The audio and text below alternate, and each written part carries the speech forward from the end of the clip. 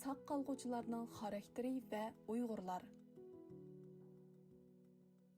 Yaqinqi 10 yildak vaqt jarayonida Uyg'ur millati Xitoy Kompartiya mustamlikachilarining ig'ir darajadagi irqiy qirg'inchilikqa uchradi. Mushundaq irqiy qirg'inchilik, urush va tabiiy ofatga o'xshash cho'ng o'ng'ussizliklarni o'z beshidan o'tkazgan kishilar va rak kasaliga o'xshash ig'ir kasallarga giribtor bo'lgan bemorlarning ba'zilari o'lib ketadi, ba'zilari bo'lsa hayot qoladi. Yana ba'zilari bo'lsa saq yoki hayot qilib qolmay, yuqorqidek sun'iy va tabiiy baloyi ofatlarni yoki yomon taqdirlarni o'z beshidan o'tkazgandan keyin texmi kuchlik, texmi kuyimchan va texmi irodali kishilarga aylanadi. Bundaq saqalgan kishilar yomon taqdirga duch kelib, psixologiya va aql jihatdan burunqidan kuchli insonga aylangan kishilardir. Saq qalaolgan va saq qalaoladigan kishilar bir xil alayda mijoz xarakterga, ya'ni saq qalg'uchilar xarakterga ega kishilar bo'lib, bunda xarakterning bir qismi tug'ma bo'ladi, yana bir qismi bo'lsa tug'ilgandan keyin yetildirilgan va kuchaytirilgan bo'ladi. Saq qalg'uchilarning xarakteri bir xil krizis yuz berganda ko'pincha kishilar aloqsada bo'ladi, qetib qoladi yoki bo'lmasa nima qilishini bilolmay tipirlaydi. Ammo saq qalg'uchilar o'z ahvolini to'g'ri ko'zitib, aniqsizliklarni muvofiq tushunib, hissiyotini kontrol qilib, ijobiy yo'l tutadi. Ular bosh egmaslik va yangicha tushuncha hosil qilish orqali o'ng'ussizliklarni yuqori o'rlashning yangi bir baltig'iga aylantiradi. Saq qalg'uchilarda mundaq muhim alohidlik va ruhiy odatlar bor bo'ladi. Ahvolni aniq tushunish va uningga qarata realistik bo'lish, ya'ni tahdidni inkor qilmay, uni to'liq tunib yetish. Hissiyotni taqponlashtirish, ya'ni vahima, g'azab va hasratga bosh egmay, ularga chidash. Moslashishchan va ijodkor bo'lish, ya'ni o'zgarib turayotgan sharoitga moslashish. Maqsadni va ma'nini aniq bilish, ya'ni qiyinchilik ichidami yangi nishonni tepish yoki yangi mas'uliyat turg'izish. Ijtimoiy yordam va hamkorlikni qo'lga keltirish, ya'ni o'zini yolg'iz qoldirmay, boshqalardan yordam so'rash va boshqalar bilan munosabatni yaxshi saqlash. Bulardan boshqa saq qalg'uchilar masalalarni oldin mo'ljallaydi yoki oldin o'ylanib tayyorlik qiladi. Eng nachar ahvolning yuz berishiga tayyorlik qilib, eng yaxshi ahvolning yuz berishiga umid bog'laydi yoki ham umidvor bo'lib, ham ehtiyotchan bo'ladi. Texmi ilgirlashga har vaqt tayyor turadi yoki o'ng'ussizlikni yangi pallaga o'rlashning bir xil fursati deb muomala qiladi. Saq qalg'uchilarning ba'zi xarakteri tug'ma bo'ladi, yana ba'zilari bo'lsa o'qish, burunqi tajriba saboqlarini yakunlash va amaliyotdan o'tkazish orqali vujudga keladi. Uyg'urlar 2014-yildan boshlab Xitoy mustamlikachilarining irqiy qirg'inchiligiga uchradi. Uyg'ur nufusining bir qismi o'ldirildi, yana bir qismi lagerlarga solinib qiynaldi. Qattiq nazorat ichiga ilindi. Balalar ota-onalardan ayirib etildi. Uyg'urning tili, madaniyati va milliy kimligi yo'q qilindi. Diasporada yashayotgan Uyg'urlar uchun saq qilish yangi bir xil hukm beradigan bo'ldi. U bo'lsa-mu, ota-ona va yaqin urug' tuqqanlarining hozir bor yo'qligini, bor bo'lsa qandaqroq turayotganligini bilolmay yashash, kollektiv holda qayg'uga petish hamda adolat va erkinlik uchun to'xtamay kurash qilish. Shuning bilan diasporadagi Uyg'urlar hozir saq qalolg'uchilarning xarakteriga burunqi har qanday vaqtdagi qaraganda bakrak ehtiyojli bo'lib qoldi. Ya'ni hozir chet eldagi Uyg'urlar bir tarafdan millatning beshiga kelgan ig'ir fojiaga chidashga majburlansa, yana bir tarafdan ig'ir azob-uqubatni kuchga aylantirish taqdiriga duch keldi. Saq qalg'uchilar ahvolni to'g'ri mo'ljallash, hissiyotni muvofiq kontrol qilish, moslashishchan bo'lish, aniq maqsadga ega bo'lish va atrofidagilar bilan kuchli hamkorlik munosabati turg'izish va uni saqlash qatorliq psixologiyalik alohidliklarga ega bo'ladi.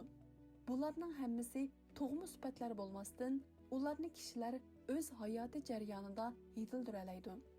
Chet eldagi Uyg'urlar o'zlarida ashundaq mijoz xarakterlarni yetildirib, o'zlarining xususiy turmushini sog'lomlashtira oladi. Shundaqla Uyg'urlarning kollektiv harakatlariga yordam qila oladi. ahvolni to'g'ri mo'ljallash va realistik bo'lish. Saq qolg'uvchilar yo'liqqan ahvolni inkor qilish yoki umidsizlanish pozitsiyasida bo'lmay turib, aynan ko'radi. Uyg'urlar uchun irqiy qirg'inchilik va u keltirib chiqargan g'oyat zo'r ziyonlarni aynan tushunish to'liq muhim. Beshimizga kelgan ig'ir azob-uqubatlarni bexatar o'rinlarda boshqalarga aytish, yiziqchilik va adabiyot orqali hamda jamoat ichida aynan o'ttirib qo'yish orqali sukut ichida tortayotgan azobni hammalarning o'rtaq tunishiga aylandira olamiz. Reallikqa aynan yuzinish orqali hayotni omonsizlik ichida isrof qilishni oqilonlik bilan ish ko'rishga o'zgartira olamiz. Hissiyotni tangshash. Saq qolg'uvchilarmi andish qiladi, g'azablanadi va hasrat chekadi. Ammo ashundaq hissiyotlar tarafidan palach odamga aylanib qolmaydi. Muhojiratdagi Uyg'urlar uchun o'z-o'zidan xabar olish hargizmi shaxsiyatchilik bo'lmasdan, balki u qarshilik ko'rsatish tadbirlarining birisi bo'ladi.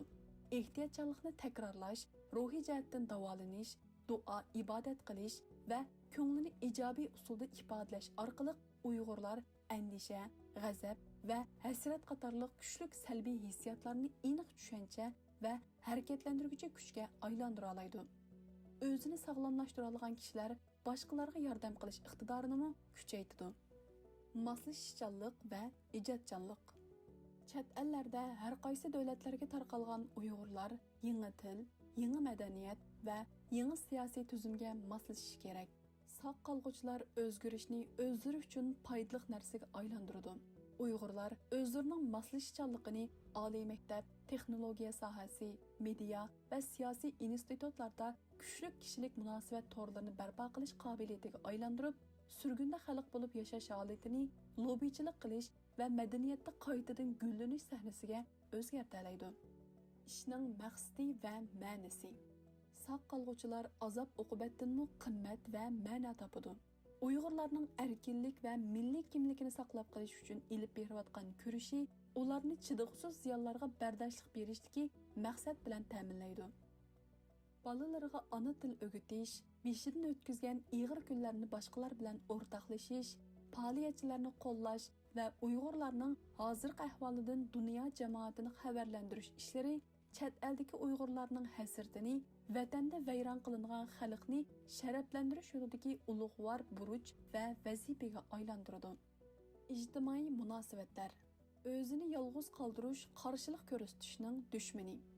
Saq qolg'uvchilar boshqalardan yordam so'raydi va atrofidagilarda ishonch tiklaydi. Uyg'urlar diasporadagi tashkilotlar, yoshlarni yetaklash guruhlari va ruhiy jihatdan yordam qilg'uchi o'rinlarning yordami bilan cho'qim yuksak birlikni amalga oshirish kerak. Birlik yolg'iz shaxsiylardagi yara zaxmlarni saqaytib qolmay, Uyg'ur jamoatining kollektiv ovozini kuchaytirdi. Oxirgi so'z.